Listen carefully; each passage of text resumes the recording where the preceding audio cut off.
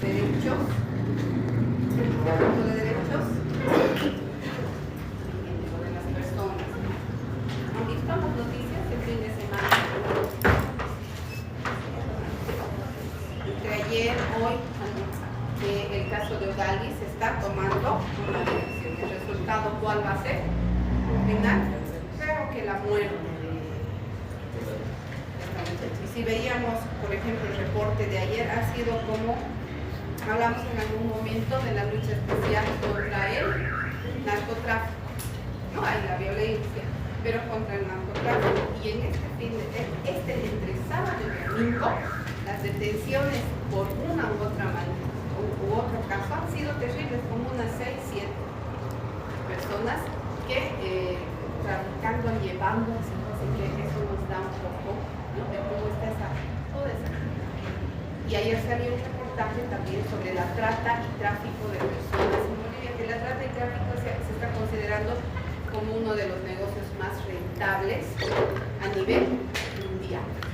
Ni siquiera vamos a decir, ¿no? 20 personas se reportan día desaparecidas por una u otra razón, ¿no? Por una u otra razón, que van diversificando alcoholismo con fines de trata y tráfico es el 67%. Así que creo que, y las edades no importan, así que todos debemos cuidar, varones y mujeres, porque entre las mujeres van desde 12, 13 años que las captan vía redes. Creo que nadie está, por mucho que pongamos todos los filtros a nuestros hijos, es bien difícil. A veces la diferencia está en ese pequeño momento. Aún así podemos en los celulares, en aquello, y ellos no saben determinar en algún momento cuáles son los peligros, qué es lo que va a suceder. Y dan la dirección, mandan la ubicación, a veces dejamos a nuestros hijos. 20 personas a nivel Bolivia que se denuncia la desaparición día es un número demasiado amplio. Y hay algunos los más emblemáticos de quienes, de las personas, ¿alguien recuerda a Sarlet Clavijo? Un poquito los que somos mayores. Ya había sido 12 años de su desaparición. Tenía entre 16 y 17 años, donde se la capta cruzando en La Paz, el Prado, si no me equivoco, después de que visitó a su mamá, y nunca más supo. La mamá hablaba ayer en la entrevista que se hacía y dice que la había visto entre Colombia y Venezuela. Pero después de que llegan a cumplir 20 y tantos años, ellos ven la manera de deshacerse, justamente para que no los denuncien. Después del narcotráfico, o antes del narcotráfico, ahora está posicionado trata y tráfico. Ya son 3 años de la bebé que se perdió en la ciudad de La Paz. 3 años. ¿Tenía cuántos meses? 6. ¿No? ¿Y cómo ha pasado el tiempo sin ninguna noticia? No obstante, siempre ustedes cuídense. A veces tenemos clases de madrugada o de noche. No estamos excesos, a mí no me va a pasar porque son personas mayores, por una u otra circunstancia. Nunca está de más a quienes son más jóvenes tomar las precauciones de no entregarnos así a las redes sociales. Después sucede lo de esta muchacha Damaris también, que no sé cómo, dada a veces las personas de acuerdo al nivel que tienen no saben. A Damaris me encontraron en el Beni, después de unos días, médico de 28 años, y no ha salido absolutamente nada más. Hay otra muchacha que se perdió en Oruro, la trajeron de Oruro de 15 años, la hija de una persona muy conocida. Dice que subió al taxi de la durmiendo en la plazuela San Sebastián. Ella viene descalza, tú dices, entra a un local y pide ayuda a la dueña de ese local. Claro, la dueña del local la ve, plazuela San Sebastián, ¿no? Y la saca, y la chiquita era desesperada. Y después piensa unos segundos y la vuelve a ingresar. Al ingresar visitarla, le pregunta y le dice: soy fulana de tal, me han traído de Oruro, me han secuestrado, porque estaba todo, éramos 5 o 6 días que cómo la habían pasado no se sabía, y la seguían los católicos. Se escapó de un alojamiento de la avenida Siles. Así que si no era ese minuto en que esa persona la ayudó, claro que la dueña del local de muy cerca le llama a la policía porque ella no tenía su carnet por esas casualidades, pero la habían transformado. O sea, ver el carnet y ver a la muchacha que estaba ahí era totalmente diferente. O sea, uno no creía. Llama a la mamá de la... Claro, en el afán dice que la muchacha no se acordaba su teléfono, la señora cierra la cortina para evitar, porque los otros la estaban siguiendo. En medio de eso, ¿no? Llama a la mamá y le dice: soy fulana de tal, su hija está acá.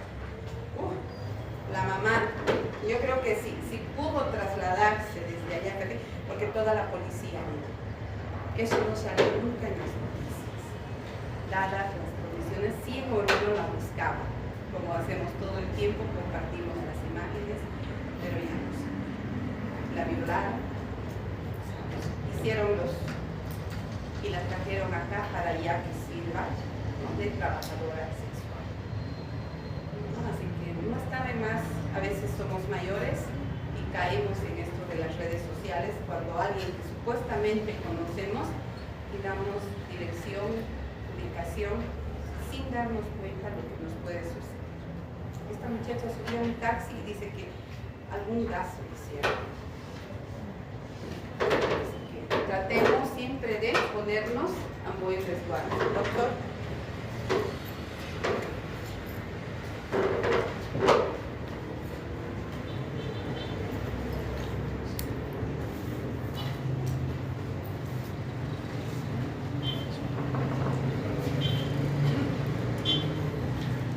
Bien.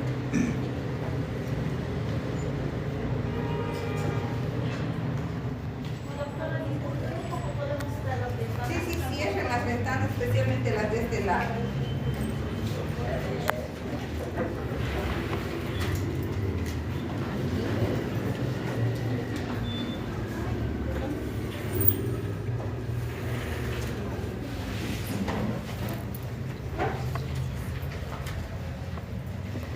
Recausando entonces la explicación de las versiones que, de acuerdo a la correlación que tenemos, sería esta: actividad procesal.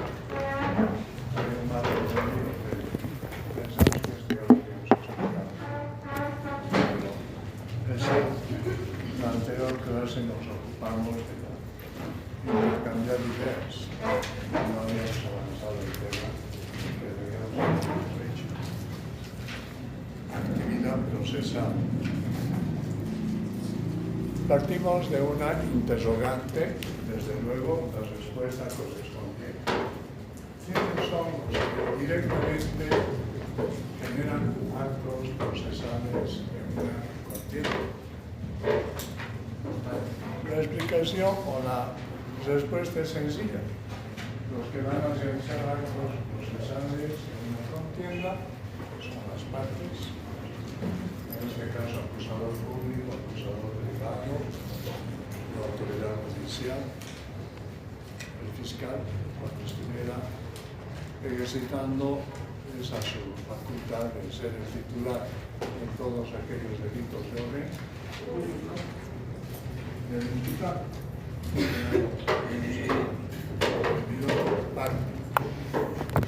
Esos son los sujetos procesales que directamente generan actos jurídicos procesales. ¿Y qué son actos jurídicos procesales? Partimos de un concepto elemental. Los actos jurídicos procesales son actividades que voluntariamente las realiza un sujeto, en este caso contendiente, puede ser el acusador, ser imputado, y también esa autoridad que asume en un proceso judicial de ser un sujeto procesal neutral, porque el juez es el que se encarga de decidir, de definir la contienda judicial a través de una resolución que pone fin al litigio en primera instancia. Esa decisión que le corresponde al juez por el que pone fin a un litigio en primera instancia se llama sentencia. Pero el acto jurídico procesal también es la expresión de voluntad de un sujeto que tiene por efecto directo o inmediato la iniciación, el desarrollo y la conclusión de un proceso. Repito, el concepto más elemental de acto jurídico procesal sería que es la expresión de voluntad de un sujeto de derecho que tiene por efecto directo e inmediato la iniciación, el desarrollo y la conclusión de un proceso. De ahí que muchos doctrinarios reconocen actos jurídico-procesales de inicio, también actos jurídico-procesales de desarrollo y finalmente actos jurídico-procesales de conclusión. En lo que hace a nuestra materia, si un acto jurídico-procesal es la expresión de voluntad de una persona que tiene por efecto directo e inmediato la iniciación de una contienda judicial, ¿cuáles serían esos actos jurídico-procesales de inicio en lo que hace a nuestra materia? ¿Cuáles serían esos actos jurídico-procesales de inicio? Antes de la imputación formal. La denuncia. La denuncia.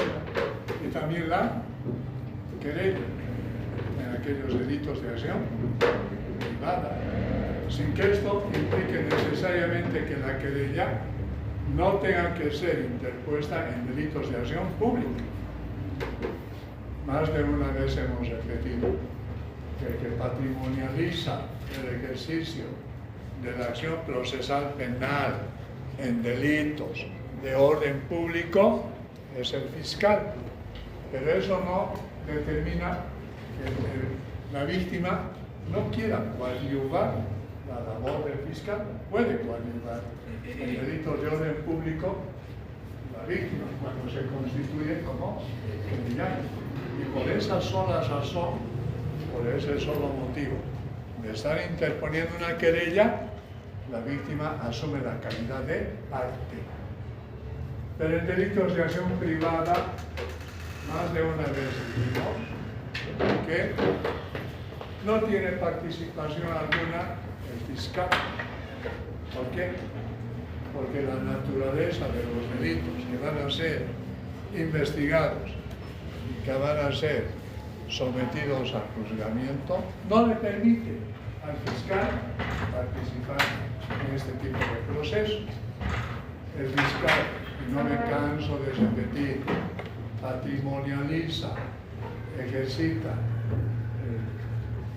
la acción solamente en delitos de orden público, pero en delitos de acción privada no. El que tiene el cargo o la carga o la responsabilidad de asumir esa responsabilidad es la víctima, que debe constituirse en querellante. En delitos de orden público, repito, la víctima puede, no estoy diciendo debe, puede interponer su querella y coadyuvar el trabajo, la labor de quién? El fiscal. Pero en delitos de acción privada, sí o sí, la víctima tiene que patrimonializar el ejercicio de la acción procesal penal. ¿Por qué? Por la naturaleza de los delitos, porque transacción privada, donde no tiene participación el fiscal. Entonces, cuando hablamos de actos jurídicos procesales de inicio, debemos tomar en cuenta que estos actos jurídicos procesales de inicio son la denuncia, la querella, y desde luego lo que el compañero dijo, cuando el fiscal monopoliza el ejercicio de la acción procesal penal y ve que la copia de antecedentes, la copia de elementos de prueba son suficientes, va a formular imputación formal. Esos serían los actos de inicio. Los actos de desarrollo. Estoy hablando de actos jurídico-procesales. Actos jurídico-procesales de desarrollo. ¿Cuáles serían? La investigación que realiza el fiscal. El fiscal realiza un trabajo de investigación, que desde luego este trabajo de investigación está sometido a un plazo, a un tiempo.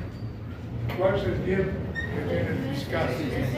6 meses, que pueden prorrogarse hasta 18 meses.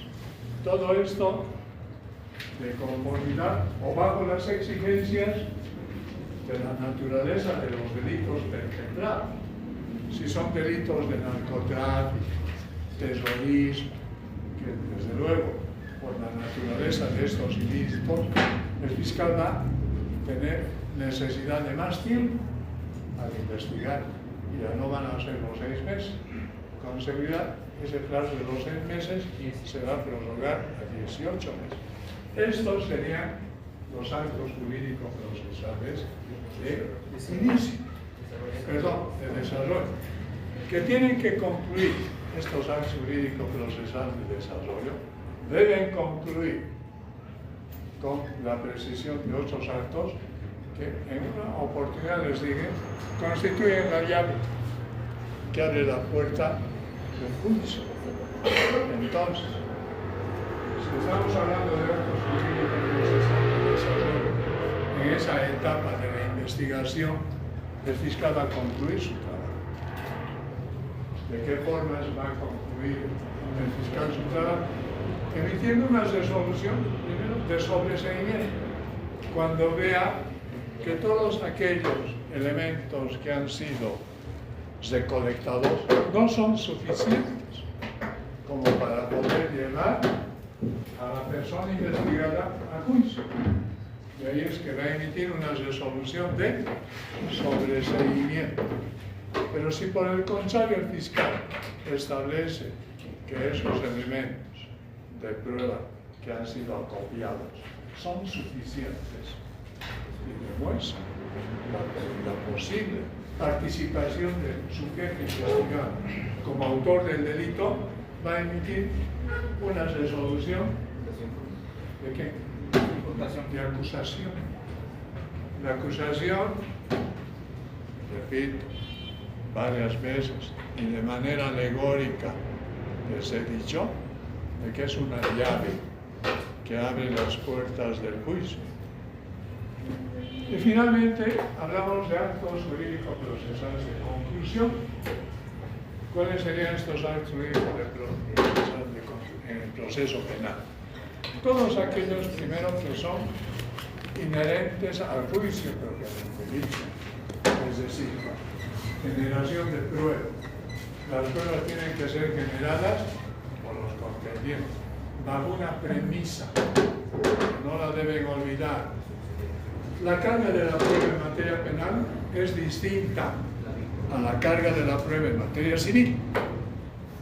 La carga de la prueba en materia civil incumbe por igual al actor y al demandado. Y tanto que la carga de la prueba en materia penal incumbe al acusador, al fiscal o al querellante, para que sobre esa prueba descargada por la parte acusadora, recién el imputado pueda, a su vez, generar prueba de descargo, que tiene un propósito en esta prueba de descargo: destruir, enervar la carga de de prueba, perdón, la prueba de carga.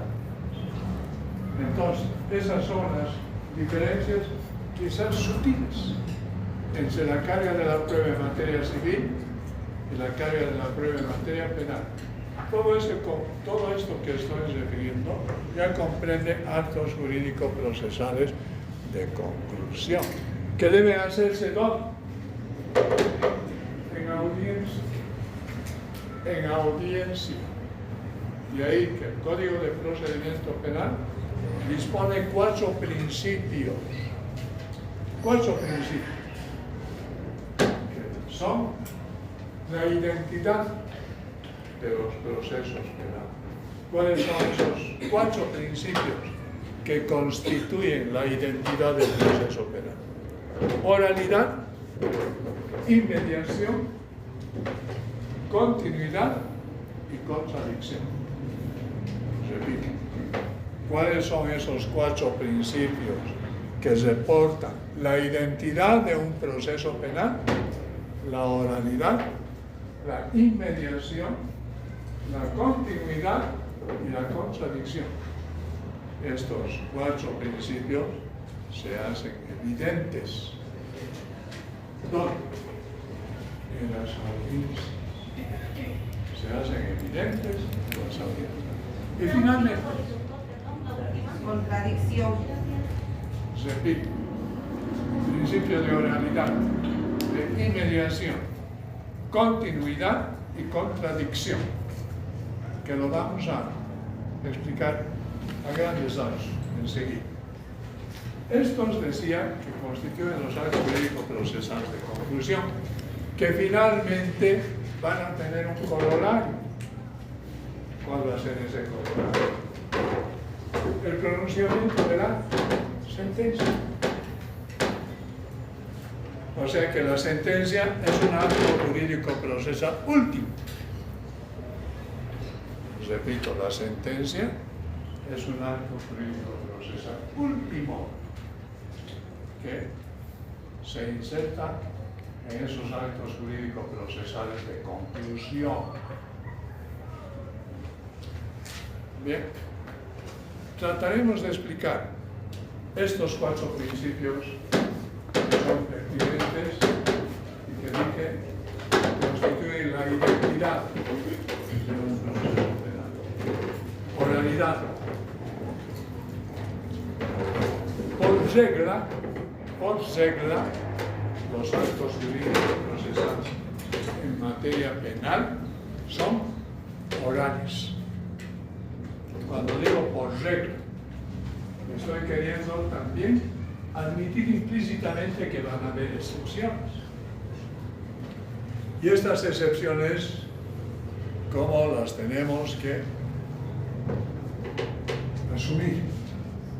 Que hay actos jurídico-procesales que se los hacen bajo la modalidad escrita.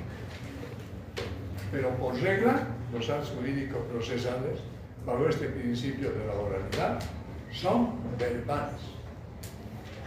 Verbales que se las va a detectar ¿dónde? En las audiencias.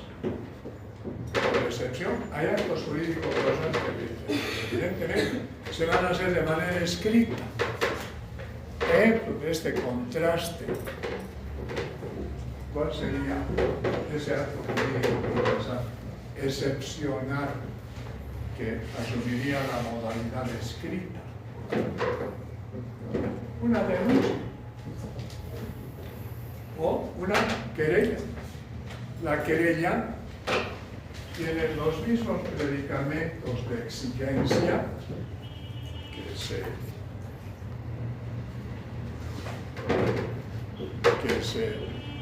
perdonen la redundancia, que se exigen a la demanda en materia procesal civil. En materia procesal civil, que es una materia que también la están llevando, ustedes saben que la demanda es la pretensión inicial que corresponde a quién? Al actor, al demandante. Y esta demanda en materia civil se hace de manera escrita, bajo condiciones claramente establecidas y reconocidas en el Código de Procedimiento Civil. El artículo 110 del Código Procesal Civil refiere los requisitos de forma y contenido que debe tener una demanda, que repito, se la hace de manera escrita. Ahora, en nuestra materia, derecho procesal penal, la querella asume la modalidad escrita. La querella no asume una modalidad verbal. Y la querella, al igual que la demanda, en el ámbito procesal civil, también tiene requisitos. Y estos requisitos están labrados, están establecidos en un artículo. Me van a confirmar si es el artículo, que en este momento voy a citar, 290 del Código de Procedimiento Penal. 290. 290.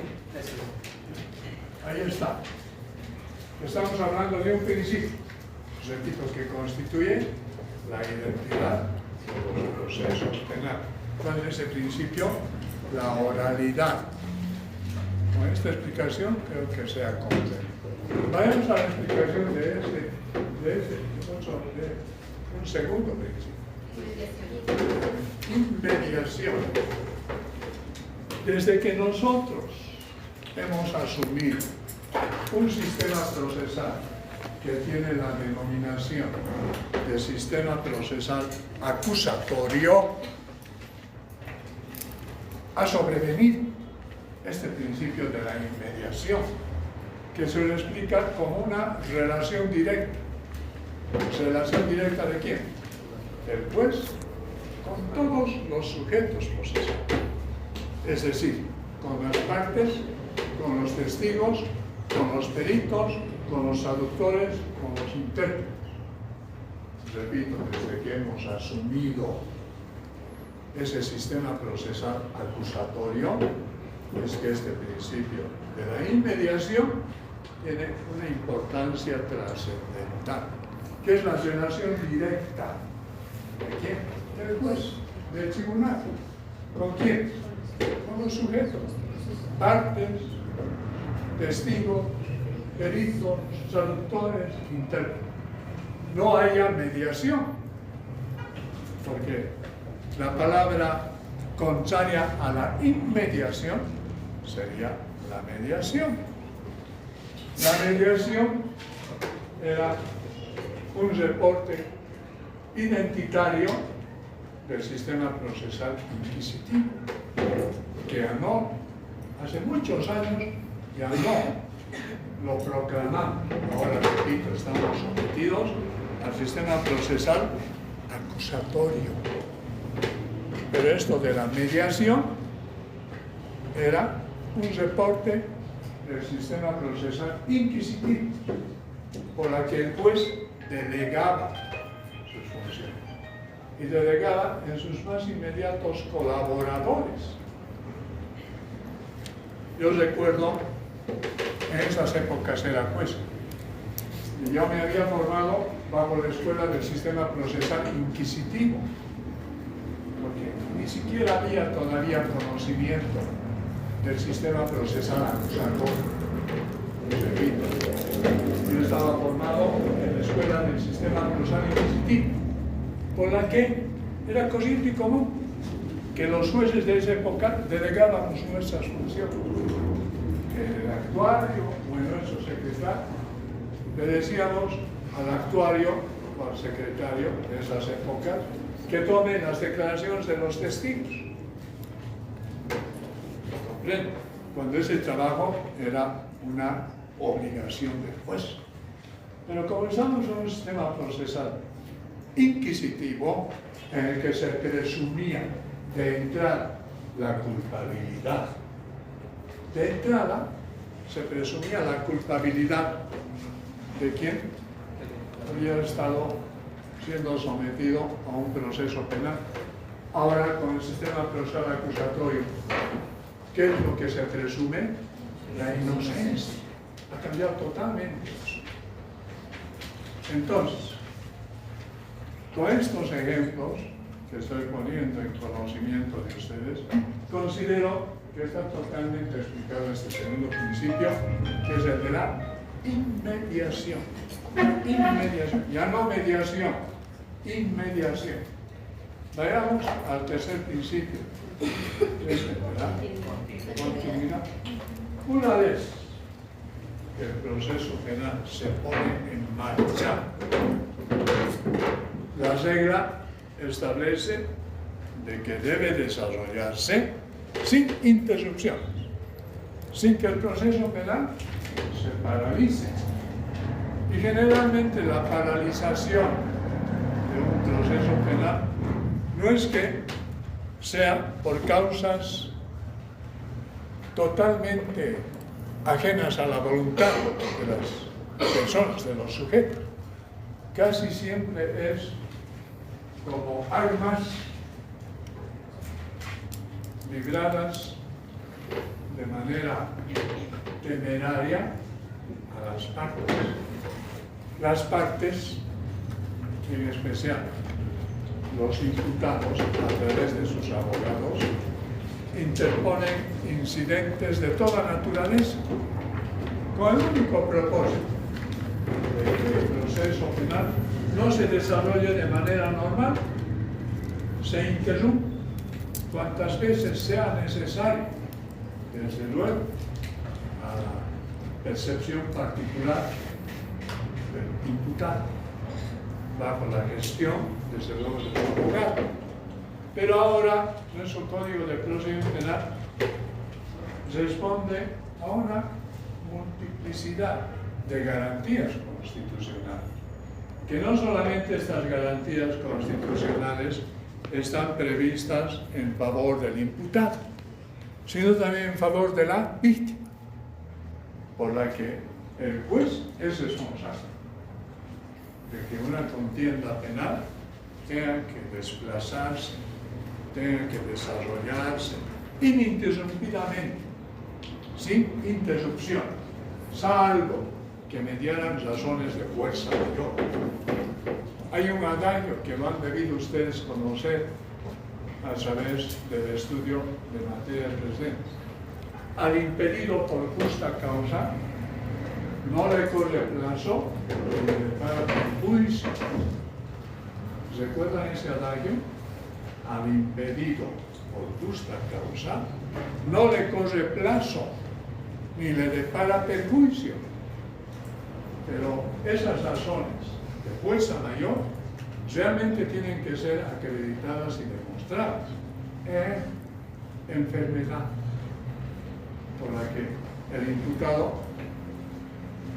es posible que se vea impedido de asistir a una audiencia, pero esa enfermedad tiene que ser demostrada, por la que, repito, físicamente el imputado no va a poder comparecer a una audiencia. Ahí está ese adagio, al impedido por justa causa, el que está adoleciendo de una enfermedad que imposibilita su comparecimiento o su presencia al juicio, o de repente algo que es habitual en nosotros, en nuestra vida diaria, que haya bloqueos que alteren el orden público y que hagan imposible el transitar libremente. En este caso, supónganse que el imputado esté avecindado en Sacada y una audiencia tenga que realizarse aquí en el cercado. Y si la carretera Sacada está totalmente bloqueada, como suele suceder, ese sujeto procesal se va a ver impedido de poder comparecer el día y la hora señalados a esa audiencia. Ahí sobresale ese principio, al impedido por justa causa no le corre plazo ni le depara perjuicio. Tendrá que demostrar al juez que han sido aspectos totalmente ajenos a su voluntad los que han determinado que no haya podido comparecer el día y la hora señalados a las audiencias que hayan sido programadas por el juez. ahí está el aspecto de la continuidad. En lo posible, repito, esta es una facultad reconocida por la ley aquí al juez, para que el juez vea que los procesos no se interrumpan y tengan que desarrollarse con toda normalidad. Añadido o añadida a esta facultad hay otra, que se le declara también en favor del juez una otra facultad, que el juez es el director del proceso. Y como director del proceso, el juez tiene que ver que una causa litigiosa tenga que desarrollarse sin paralización. Eso en torno a la continuidad.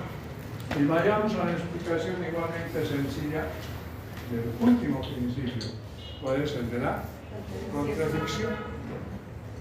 Desde el momento en que hay una contienda, el mismo nombre, la misma palabra de contienda, implica posiciones antagónicas, implica posiciones contrapuestas.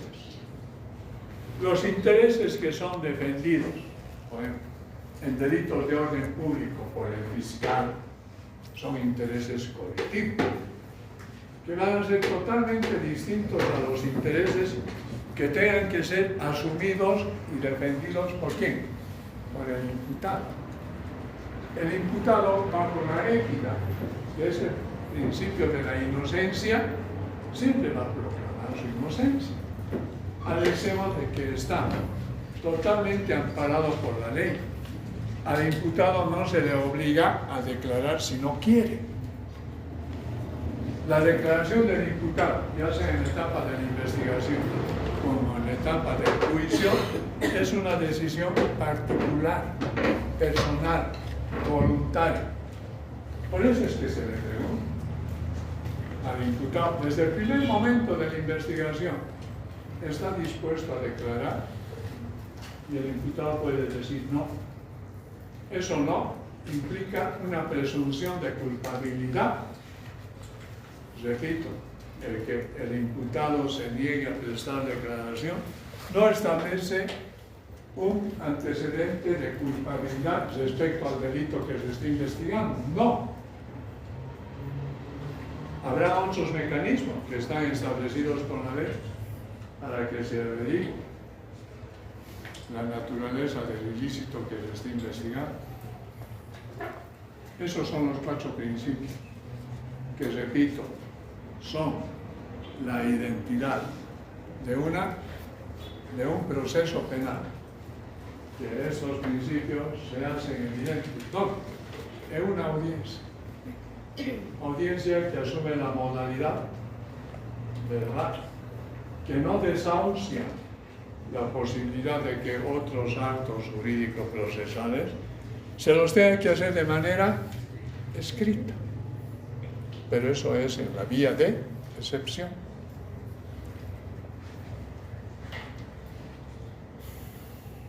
Si estamos hablando del principio de la oralidad, ¿cuáles serían los elementos inmediatos que configuren este principio de oralidad?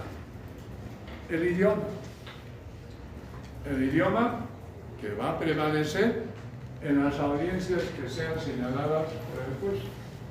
Y el idioma oficial que se va a establecer es el español.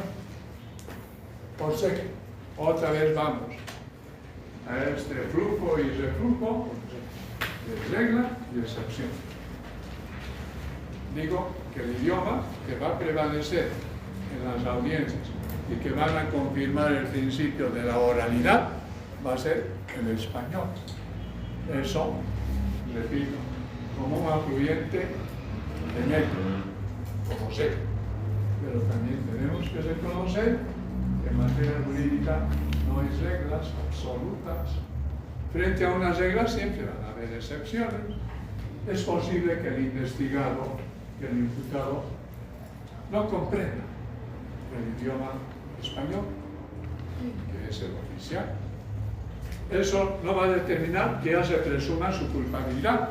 O lo que no entiende el español o el castellano, ya se va a establecer la culpabilidad del imputado. No, tiene derecho el imputado en la vía de excepción a que el juez, si no es a petición del imputado, de oficio, pueda nombrar un traductor, un intérprete, para que el imputado se exprese con toda libertad en el idioma que sea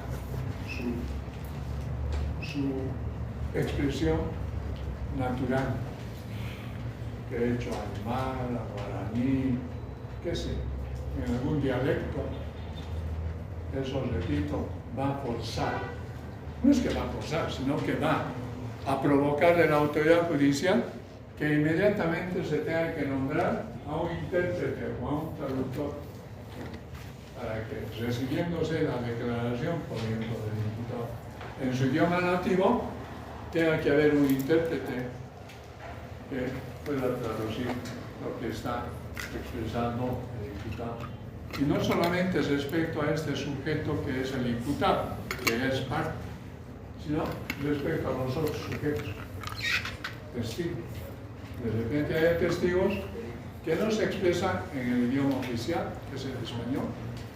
De repente sean testigos del lugar de los acontecimientos, del lugar donde está vecindado el imputado, que sea un pueblo originario campesino, que se expresa bajo el idioma aymara, quechua, guaraní, que sea. Inclusive para él está el sustento garantizador de que tenga que nombrarse a un intérprete o a un traductor. Repito, estamos en una audiencia donde prevalece la oralidad. Y si prevalece la oralidad, tiene que haber un idioma. El idioma, repito, oficial es el español o el castellano. Eso no implica que por decisión fundada de la autoridad judicial tenga que admitirse un otro o el idioma que es de dominio del declarante, que puede ser el imputado o puede ser un testigo. Cuando hablamos del principio de la inmediación, dijimos que es la relación directa ¿de quién? Del juez. ¿Respecto a quiénes? A todos los sujetos, partes, testigos, intérpretes, traductores, etc. Pero este elemento o este principio de la inmediación naturalmente tiene su importancia en torno a las partes. Una audiencia tiene que necesariamente, estoy hablando de la audiencia de juicio, porque pueden haber otras audiencias que se señalen, digamos, en la etapa de la investigación. Esta a la que estoy refiriéndome es la audiencia del juicio. Entonces, decía, en esta audiencia que ha sido prevista, que ha sido autorizada por el juez o el tribunal, que aprehende el conocimiento de una causa, tiene que verse de manera perceptiva la inmediación, que es la relación directa, dije, del juez respecto a todos los jueces, pero particularmente a las partes. ¿Qué sucede si no concurre a esa audiencia que ha sido programada con la debida anticipación por el juez, el imputado? Si no concurre, ¿qué sucede? Esa audiencia no puede llevarse a cabo porque es necesaria, es obligada la participación y presencia del imputado en la audiencia del juicio. ¿Me comprende? Porque si no estuviera presente el imputado, hay consecuencias jurídicas que de inmediato van a tener que ser asumidas por el juez. El juez constatada la imposibilidad de la presencia física del imputado, bajo una resolución judicial fundada, va a establecer de que el proceso se va a paralizar.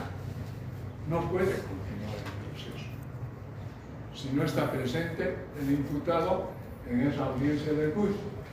Esa es la regla. Y otra vez viene la excepción. Igual, ¿en qué tipo de delitos Así no esté presente el imputado, el proceso debe continuar en todos aquellos delitos de corrupción contra el Estado, especialmente los delitos previstos en la Ley 004, Marcelo Quiroga Santa Cruz. El proceso frente a la inasistencia, a la inconcurrencia del imputado, va a continuar. Ahí está la excepción. ¿Y qué va a hacer el juez? Si constata la inconcurrencia del imputado en este tipo de delitos, lo va a declarar rebelde. Y en su rebeldía, el proceso va a continuar.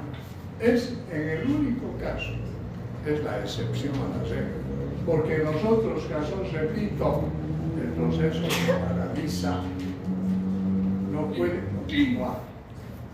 El único caso que se autoriza por la ley para que el proceso continúe es en estos llamados delitos de corrupción contra el patrimonio del Estado, que están enmarcados en la ley 004, más conocida esta ley con el nombre de Marcelo Quiroga Santa Cruz. Ahí se lo declara rebelde. Pero, entre otras cosas, aquí hay un elemento que va en apoyo de la autoridad judicial. Si el imputado en otros delitos, que no sean estos, los de corrupción, no comparece a la audiencia, el juez, bajo designio normativo de poder de policía, así se denomina, el juez tiene una facultad, poder de policía, poder disciplinario en el acto, puede emitir un mandamiento de aprehensión para que el imputado sea aprehendido, sea conducido a la audiencia.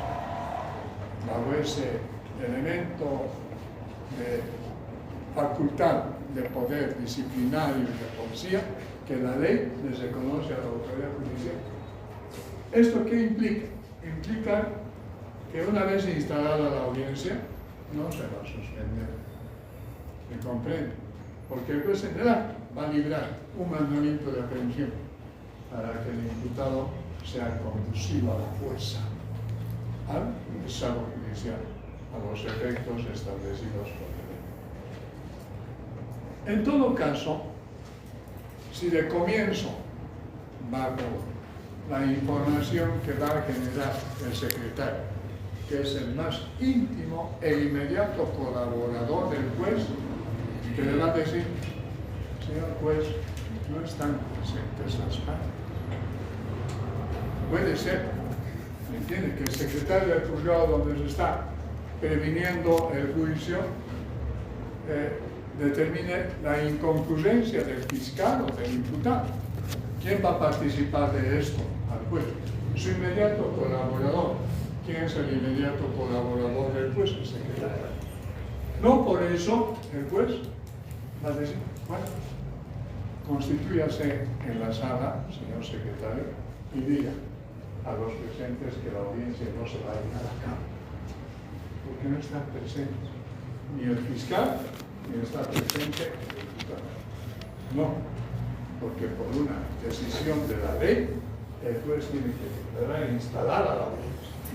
Y en la audiencia, con la información que le proporcione su secretario, recién establecerá o determinará lo que corresponde. No puede suspender la audiencia así, sin que no se la haya declarado instalada. Esta es una de las obligaciones legales impuestas a la autoridad judicial. ¿Qué sucede si el fiscal no comparece? No obstante su legal citación a la audiencia, el juez inmediatamente, ahí en la audiencia, va a tener que informar de esta inconcurrencia al superior en grado del fiscal. ¿Quién es el superior en grado del fiscal encargado de la investigación? La Fiscalía Departamental. La Fiscalía Departamental, a través de su titular, que es el fiscal departamental, tiene la obligación de proveer inmediatamente a sus emplazantes, sin que, en este caso, el incompareciente, estoy hablando del funcionario fiscal, que no ha comparecido, si no ha justificado su participación en esa audiencia, va a tener que ser pasivo. Trámites administrativo, disciplinario, sin que tenga que ser lejana la posibilidad de que se instale un proceso penal. Esa es la forma en que el juez tendría que esclarecer esta inconcurrencia del fiscal. Seguimos en el principio de la inmediación. Si el que no comparece es algún testigo, algún perito, que por la importancia que reviste su participación en el proceso, de que tenga que esclarecer algunos hechos, el juez no por eso va a suspender la audiencia. Tendrá igualmente que valerse de esos mecanismos de policía, de facultad discrecional o disciplinario, para que en lo posible esos testigos, si no habían justificado debidamente su incomparecencia, tengan que constituirse en la sala de audiencia a los fines del proceso. Eso en lo que corresponde a este principio de la inmediación. De la continuidad, ya hemos explicado. La contradicción, también la hemos explicado. Bien, siguiente. Dijimos que los actos jurídico-procesales son expresiones de voluntad de un sujeto de derecho que tienen por efecto directo e inmediato el inicio, el desarrollo y la conclusión de un proceso penal. De ahí que se tenga que distinguir por los estudiosos del derecho procesal penal en actos procesales de inicio, actos procesales de desarrollo y actos procesales de conclusión. Ya lo hemos explicado.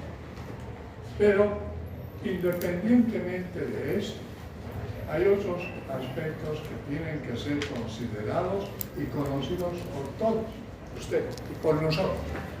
Es decir, no solamente esta es premisa para el conocimiento de los alumnos de Derecho Procesal Civil, sino que también tienen que ser conocidos por los estudiantes, en este caso, de Derecho Procesal Penal. ¿Cuáles son los elementos de los actos jurídico-procesales? Ya dijimos que los actos jurídico-procesales son la expresión de voluntad de un sujeto de derecho que genera consecuencias jurídicas válidas. Si esto es así, tenemos claramente que distinguir un acto jurídico-procesal de un hecho. ¿Y qué es un hecho? Así como nombre y apellido, hecho jurídico-procesal. No son la misma cosa que los actos jurídico-procesales, porque los hechos jurídico-procesales son acaecimientos, son manifestaciones no de la voluntad de las personas, sino manifestaciones fenomenológicas que generan consecuencias jurídicas, al igual que los actos jurídicos. Si son los hechos manifestaciones fenomenológicas, acaecimientos concretos, fuera de la expresión voluntaria de las personas, ¿cuáles son estos hechos? Que podrían suscitarse en el desarrollo de una contienda judicial.